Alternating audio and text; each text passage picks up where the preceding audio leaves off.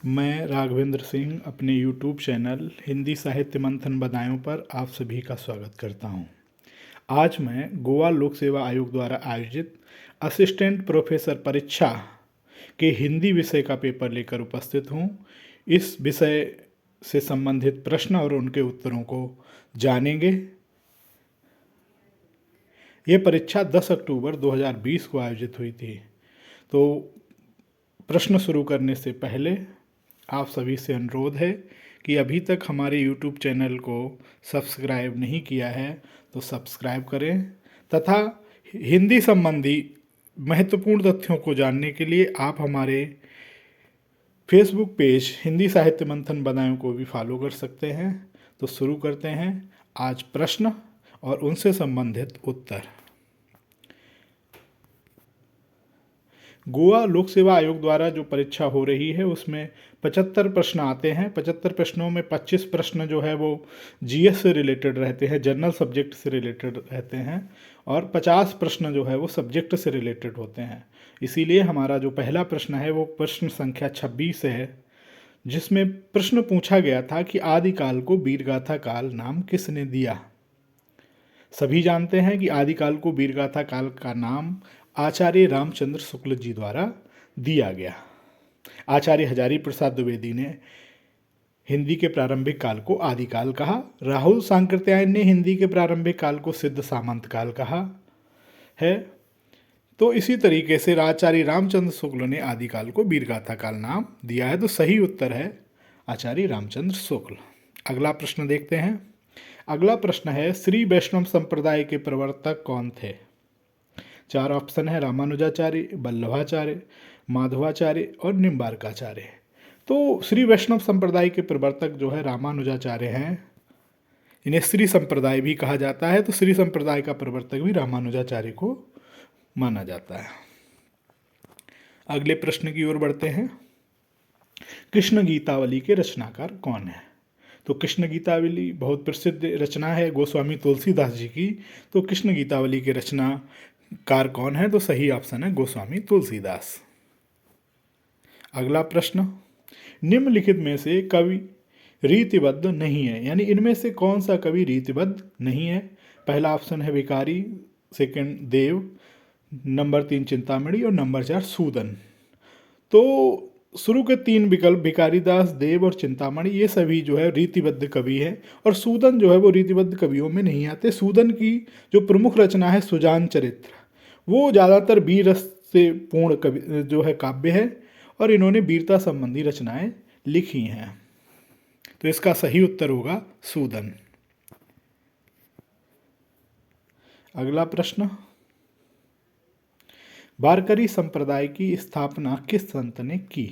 महाराष्ट्र का एक प्रसिद्ध संप्रदाय है जिसकी स्थापना संत ज्ञानेश्वर ने की थी। अगला प्रश्न, ज्ञानदीप किस काव्यधारा के अंतर्गत आता है। तो ज्ञानदीप किस काव्यधारा के अंतर्गत आता है। 4 ऑप्शन है, संत काव्य, राम भक्ति कविता, सूफी काव्य, कृष्ण भक्ति कविता। तो ज्ञानदीप शेख नबी की रचना है और ये सूफी काव्य की के अंतर्गत आती है।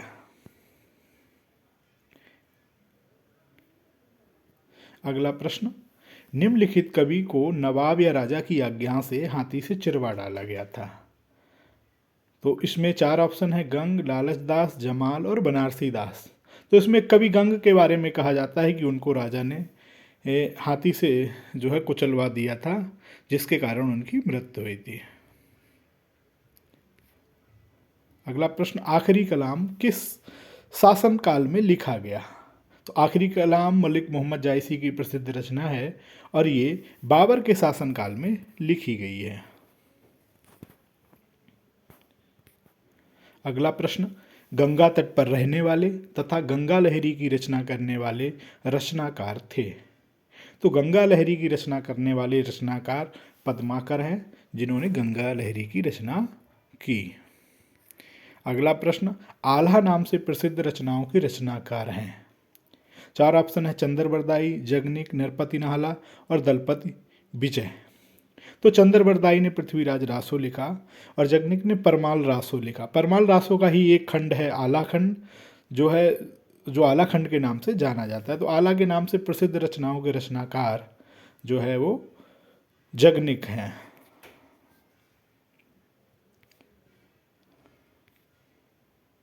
प्रश्न संख्या 36, भंवर गीत के रचनाकार कौन है? तो भंवर गीत के रचनाकार 4 ऑप्शन दिए गए हैं, नंददास, चतुर्भुजदास, मलुकदास और कुंभनदास।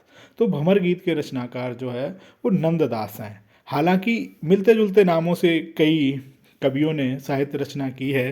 तो देखते हैं कि किन किन कवियों ने भ्रमर गीत, भंवर गीत, भ्रमरदूत लिखा है, उनके बारे में जानते हैं। भ्रमर गीत सूरसागर का एक अंश है जो कि सूरदास ने लिखा है, और भंवर गीत नंददास ने लिखा है। भ्रमरदूत सत्यनारायण कविरत्न की रचना है, और उद्धव शतक जगन्नाथ दास रत्नाकर की रचना है। इनमें सभी में गोपियों और कृष्ण और उद्धव के मध्य जो वार्तालाप हुआ है उसी को दर्शाया गया है। अगले प्रश्न की ओर बढ़ते हैं। प्रश्न संख्या 37, हिंदी साहित्य का वैज्ञानिक इतिहास के लेखक कौन है? तो हिंदी साहित्य का वैज्ञानिक इतिहास डॉक्टर गणपति चंद्र गुप्त ने लिखा है।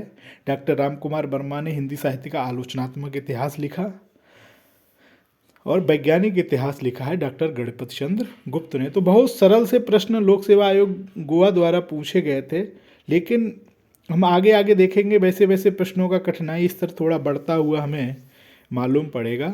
तो इसका सही ऑप्शन है गणपति चंद्र गुप्त। अगर हम पिछले वर्षों के परीक्षा प्रश्न पत्रों को अगर हम हल करते रहें तो हमें एक तो ये अंदाज़ा लग जाता है कि परीक्षाओं में किस तरीके के प्रश्न पूछे जाते हैं और प्रश्नों का स्तर कैसा रहता है। इसीलिए हमें पिछले वर्षों के जो पेपर हैं उनको भी सॉल्व करने का प्रयास करते रहना चाहिए, जिससे कि हमें प्रश्नों के स्वरूप और प्रश्नों के स्तर को समझने में हमें आसानी होती है। और कभी कभी 2-4 प्रश्न जो है वो रिपीट होते हैं आने वाले एग्जाम में। प्रश्न संख्या 38, पहला गिरमिटिया उपन्यास किस व्यक्ति के जीवन पर आधारित है? 4 ऑप्शन है, डॉक्टर बाबा साहब अम्बेडकर, महात्मा गांधी, गौतम बुद्ध, मंगल पांडे। तो पहला गिरमिटिया जो है वो महात्मा गांधी के जीवन पर आधारित उपन्यास है, और इसे लिखा था गिरिराज किशोर ने। तो ये गिरिराज किशोर का प्रसिद्ध उपन्यास है पहला गिरमिटिया, जो महात्मा गांधी के जीवन पर आधारित है। अगला प्रश्न, हरिया हरक्यूलिस की हैरानी उपन्यास किसने लिखा? 4 ऑप्शन है, मणिमधुकर, मिथिलेश्वर, मनोहर श्याम जोशी और मृणाल पांडे। तो हरिया हरक्यूलिस की हैरानी उपन्यास मनोहर श्याम जोशी ने लिखा है। ये मनोहर श्याम जोशी की रचना है। अगले प्रश्न की तरफ बढ़ते हैं। पंडित महावीर प्रसाद द्विवेदी ने सरस्वती पत्रिका का संपादन भार किस वर्ष संभाला? 1903, 1904, 1905 और 1906। तो महावीर प्रसाद द्विवेदी ने सरस्वती का प्रकाशन 1903 में संभाला, और 1920 तक वो सरस्वती पत्रिका के संपादक रहे। सरस्वती पत्रिका का प्रकाशन 1900 ईस्वी से हुआ था, और इसका संपादन का कार्य श्याम सुंदर दास ने संभाला था पहले। उसके बाद महावीर प्रसाद द्विवेदी ने 1903 से 1920 तक संपादक का कार्य किया। अगला प्रश्न है, आंसू काव्य किसने लिखा? प्रसिद्ध काव्य है, जयशंकर प्रसाद जी ने इसे लिखा है। प्रश्न संख्या 42, मेरा परिवार रचना की विधा कौन सी है? महादेवी वर्मा की प्रसिद्ध संस्मरण है मेरा परिवार, तो इसकी विधा संस्मरण है। हिंदी के एब्सर्ड असंगत नाटक के जनक कौन हैं? 4 ऑप्शन है, भुवनेश्वर प्रसाद, रामकुमार वर्मा, धर्मवीर भारती, गोविंद वल्लभ पंत।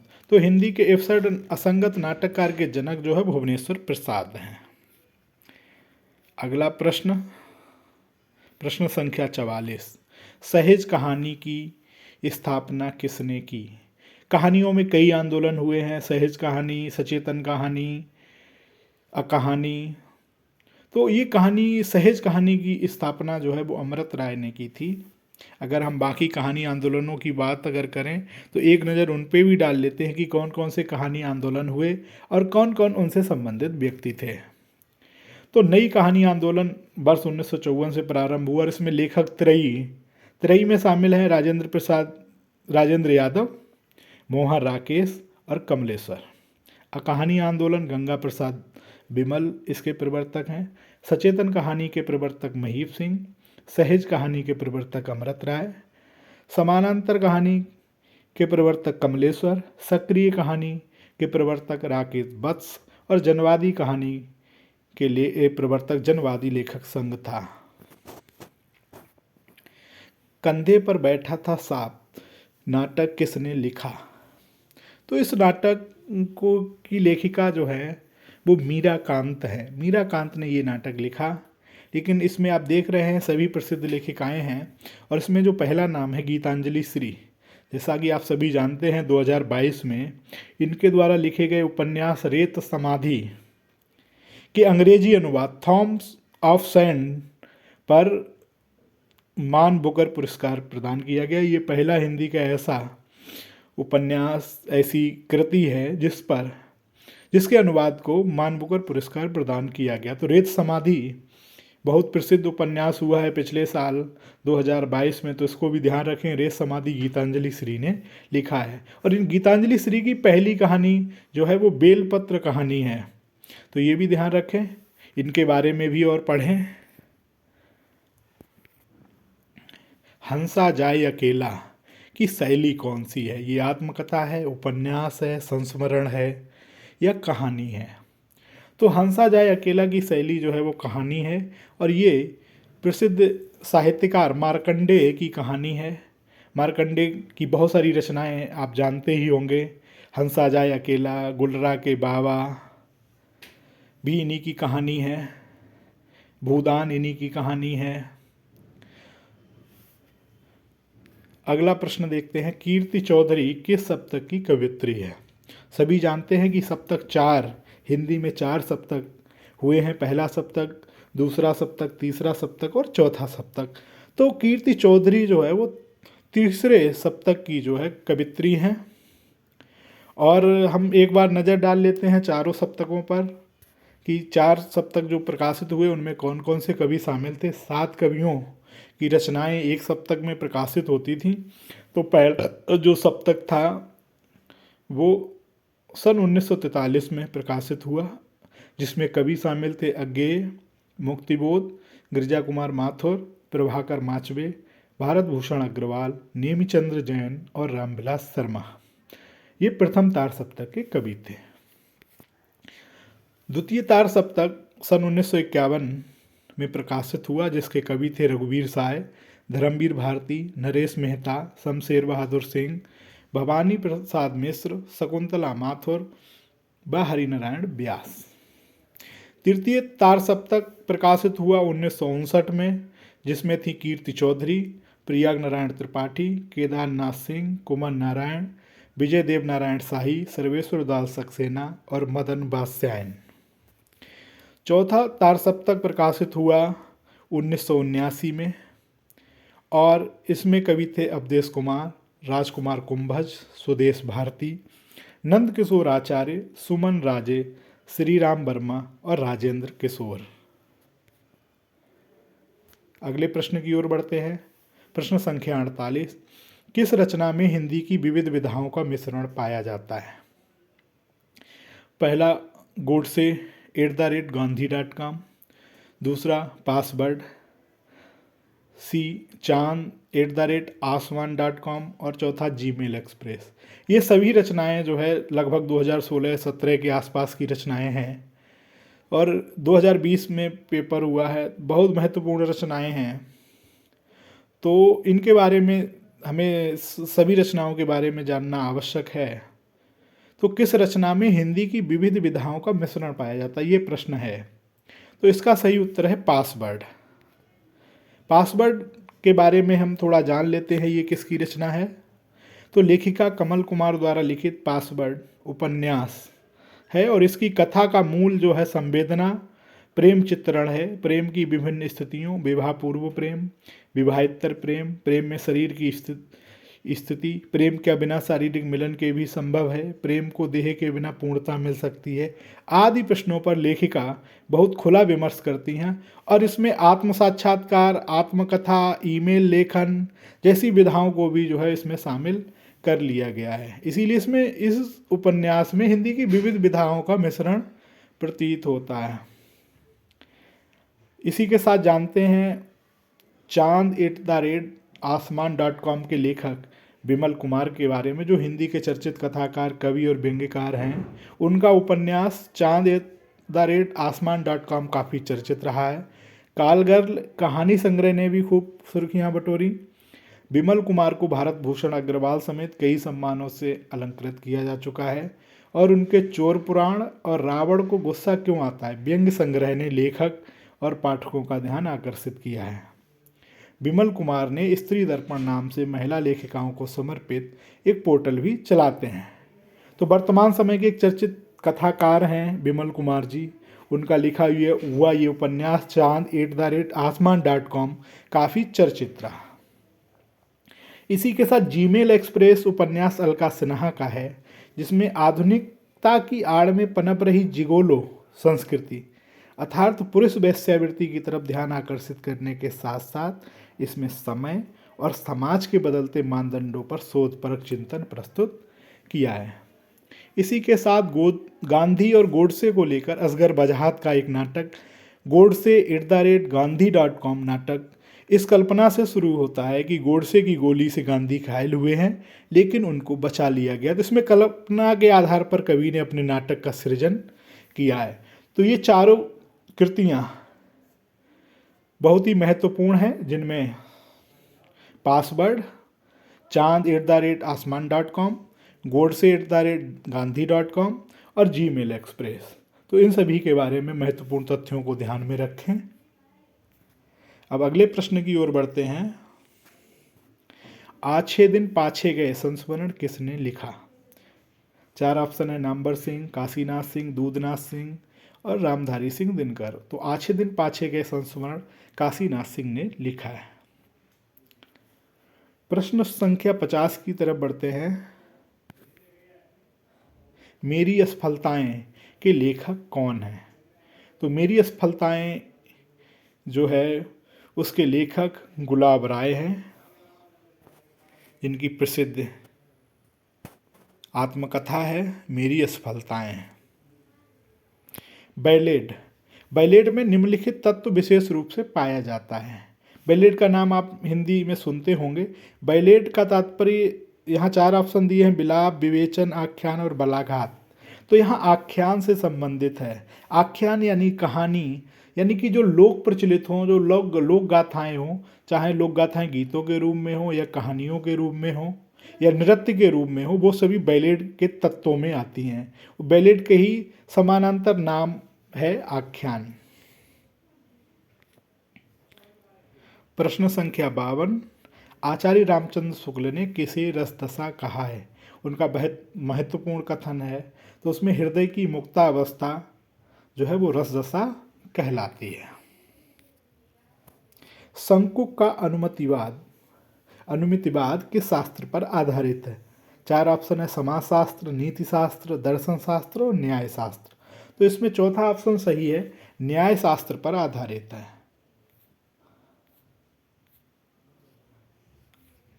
प्रश्न संख्या 54। चित्र काव्य है, उत्तम काव्य है, मध्यम काव्य है, अधम काव्य है या सामान्य काव्य है? तो ये इसमें जो है चित्र काव्य जो है वो अधम काव्य है। मम्मट ने काव्य के 3 भेद जो है निर्धारित किए थे, उनको यहाँ देख लेते हैं। आचार्य मम्मट ने काव्य के 3 भेद बताए हैं। उत्तम काव्य अर्थात जिसको ध्वनि काव्य कहते हैं, मध्यम काव्य गुणीभूत व्यंग्य काव्य कहते हैं और अधम काव्य चित्र काव्य के लिए कहा जाता है। तो यहाँ पूछा गया था चित्र काव्य कैसा काव्य है? तो अधम काव्य है। अगले प्रश्न की ओर बढ़ते। नाटक में गर्भ संधि के अंतर्गत किसकी संधि होती है?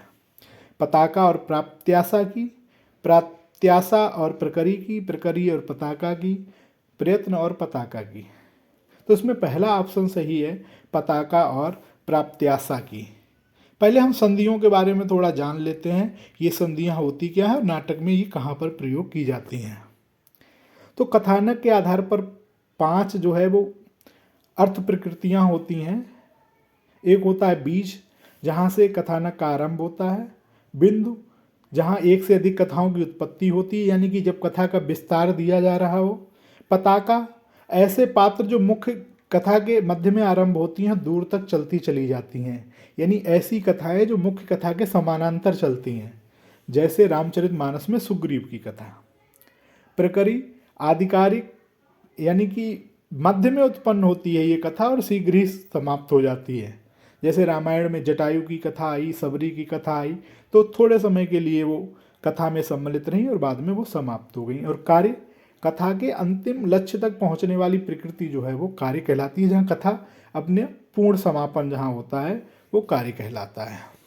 इसके साथ ही जो संधियाँ होती हैं, कथानक में संधियाँ जो जोड़ने वाली होती हैं, वो एक अर्थ प्रकृति और एक कार्य अवस्था मिलकर के संधि, बीज कार्य अवस्था आरंभ होता है और संधि कहलाती है मुख। ऐसे ही बिंदु और प्रयत्न संधि कहलाती है प्रतिमुख। पताका और प्राप्त्यासा ये कहलाती है गर्भ संधि। जैसे कि पिछले प्रश्न में पूछा भी गया था कि गर्भ संधि कब होती है, किसके मध्य, तो पताका और प्राप्त्यासा के मध्य जो है वो गर्भ संधि होती है। ऐसे प्रकारी और नियताप्ति विमर्श संधि कहलाती है। कार्य और फलागम निर्वहन संधि कहलाती है। तो ये संधियाँ भी ध्यान रखें। और ये 5 अर्थ प्रकृतियाँ, 5 कार्य अवस्थाएँ और 5 संधियाँ नाटक में बहुत ही महत्वपूर्ण होती हैं। अगला प्रश्न, प्रश्न संख्या 56, काव्य प्रकाश ग्रंथ का निर्माण किसने किया? तो काव्य प्रकाश ग्रंथ का निर्माण जो है वो आचार्य मम्मट ने किया है। ये मम्मट का प्रसिद्ध जो है काव्य शास्त्रीय ग्रंथ है। क्रौचे के अनुसार सहजानुभूति से तात्पर्य क्या है? 4 ऑप्शन है, आंतरिक अभिव्यंजना, बाह्य अभिव्यंजना, विचारात्मक क्रिया, आध्यात्मक क्रिया। तो सहजानुभूति से तात्पर्य क्रौचे का है आंतरिक अभिव्यंजना से, तो इसका सही उत्तर है आंतरिक अभिव्यंजना। फिर अगला प्रश्न, अरस्तु के अनुसार कला और साहित्य के द्वारा किसका विरेचन होता है? यानी कि कला और साहित्य के माध्यम से किसका विरेचन होता है? दूषित मनोविकारों का, व्यक्तित्व मनोविकारों का, अनुभूति का, या विघटनशील विकारों का? तो इसमें पहला ऑप्शन सही है, दूषित मनोविकारों का विरेचन होता है कला और साहित्य के द्वारा। प्रश्न संख्या 59, प्रैक्टिकल क्रिटिसिज्म के रचनाकार क्या है, कौन है? ये बहुत महत्वपूर्ण पुस्तक है और इसके लेखक हैं I.A. रिचर्ड्स। प्रैक्टिकल क्रिटिसिज्म, इसके लेखक I.A. रिचर्ड्स। प्रश्न संख्या 60, कविता जीवन की आलोचना है, ये कथन किसका है? तो ये महत्वपूर्ण कथन है। 4 ऑप्शन दिए हैं, कॉलेज, मैथ्यू अर्नॉल्ड, अरस्तु और जॉनसन। ये बहुत ही परीक्षाओं में पूछा भी जा चुका है। इसका ऑप्शन बी सही है, मैथ्यू अर्नॉल्ड जो है वो इसका सही उत्तर है। मैथ्यू अर्नॉल्ड ने ही माना कि कविता जीवन की आलोचना है। प्रश्न संख्या 61, किस विचारक पर जीवन के प्रारंभिक काल में फ्रांस की क्रांति का प्रभाव रहा? यानी कि कौन सा ऐसा विचारक था जिसके जीवन के प्रारंभिक काल में फ्रांस की क्रांति का प्रभाव रहा? तो वो पहला विचारक, पहला ऑप्शन ही सही है, कॉलरिज। कॉलरिज के प्रारंभिक काल में ही फ्रांस की क्रांति का प्रभाव था। प्रश्न संख्या 62, उदात्तता के विरोधी तत्वों के अंतर्गत किसका समावेश किया जाता है? यानी उदात्तता जो होती है उसके विरोधी तत्वों के अंतर्गत कौन आएगा? 4 ऑप्शन है, चमत्कारपूर्ण अलंकार योजना, भव्य आवेग, कल्पनाशीलता, चित्रांकन। तो इसमें पहला ही ऑप्शन सही है, चमत्कारपूर्ण अलंकार योजना। ये उदात्तता के विरोधी तत्वों के अंतर्गत आता है। अगला प्रश्न, ब्राह्मणों के अंतिम भाग को क्या कहते हैं? वेद और वेदों का जो गद्य खंड है, गद्य जो उसका अनुवाद है, उसको ब्राह्मण कहा जाता है और उसका अंतिम भाग जो है वो आरण्यक कहलाता है। तो ब्राह्मणों का अंतिम भाग जो है वो आरण्यक है। प्रश्न संख्या 64, उपनिषदों में विशेष रूप से किस पर बल दिया गया है? 4 ऑप्शन है, ज्ञान, कर्म, भक्ति और जगत। तो उपनिषदों में जो महत्वपूर्ण जो बल दिया गया है वो ज्ञान पर दिया गया है। अगला प्रश्न, जैन मत के अनुसार पुद्गल क्या है? 4 ऑप्शन है, भौतिक पदार्थ, हिंसा, चैतन्य और ईश्वर। तो जैन मत के अनुसार पुद्गल जो है वो भौतिक पदार्थ को कहा जाता है। भौतिक पदार्थ जो है वो पुद्गल कहलाते हैं। प्रश्न संख्या 66। सिद्धार्थ गौतम बुद्ध ने पितृगृह का त्याग किया तब उनकी आयु क्या थी? तो यहाँ ऑप्शन में ही देख रहे हैं, इसमें ऑप्शन डी सही है, 29 वर्ष।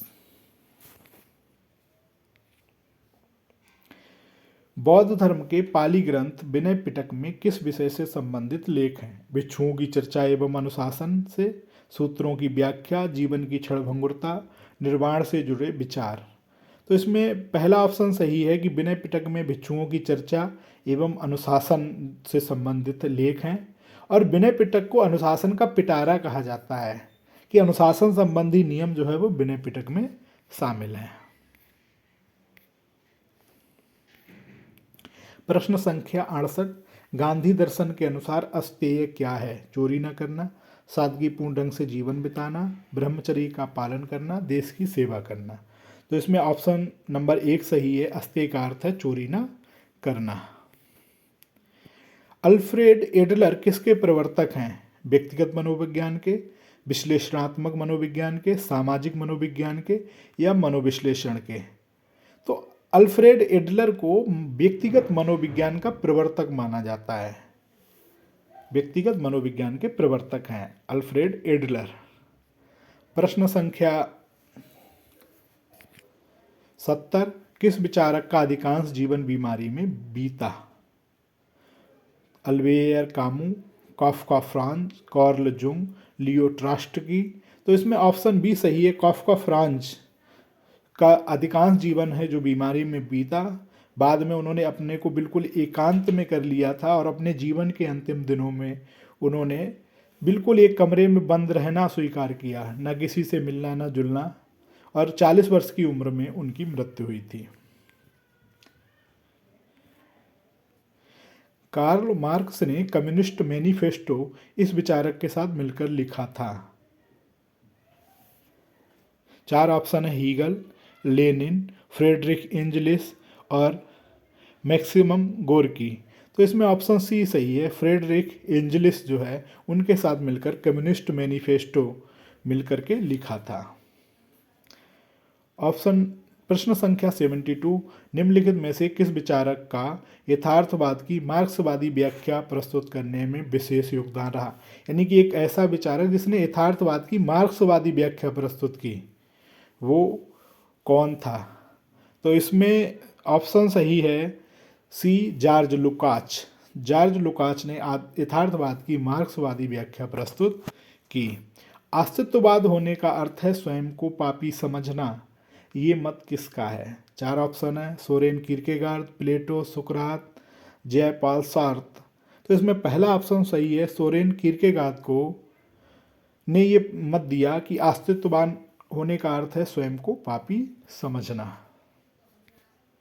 प्रश्न संख्या 74। कात्यायन द्वारा व्याकरण में किए गए सुधार को क्या कहते हैं? कार्तिक, वार्किक, वार्तिक और कार्विक। तो इसमें ऑप्शन सी सही है, वार्तिक कहा जाता है। कात्यायन, महर्षि कात्यायन द्वारा जो व्याकरण में सुधार किए गए उनको वार्तिक कहा जाता है। प्रश्न संख्या 75। घन पाठ का अर्थ है? 4 ऑप्शन है, वेद मंत्रों के शब्दों की 2 बार आवृत्ति करना, वेद मंत्रों के शब्दों की बार बार आवृत्ति करना, वेद मंत्रों के शब्दों की 3 बार आवृत्ति करना या वेद मंत्रों के शब्दों की 4 बार आवृत्ति करना। तो इसमें ऑप्शन सी सही है, वेद मंत्रों के शब्दों की 3 बार आवृत्ति करना। तो इस प्रकार हमने गोवा लोक सेवा आयोग द्वारा असिस्टेंट प्रोफेसर भर्ती परीक्षा में पूछे गए हिंदी के 50 प्रश्नों को देखा और उनके उत्तरों को जाना। उम्मीद करता हूँ कि